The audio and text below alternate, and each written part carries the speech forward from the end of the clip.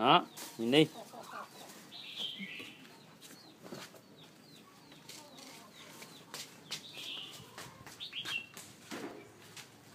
Ở ngoài đây nó sáng mới rõ.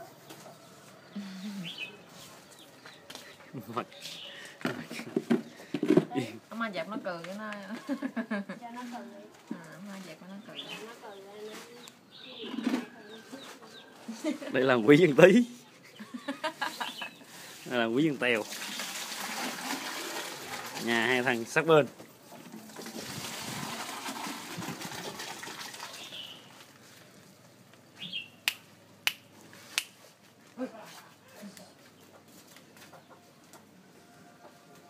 Chấp đấy. Rồi, quỷ thôi, quậy nhiều quá, nặng quá gỡ không nổi. Cười đi. Được cười đi. Đó, nói chuyện đi. Được cười đi. Nó này cười.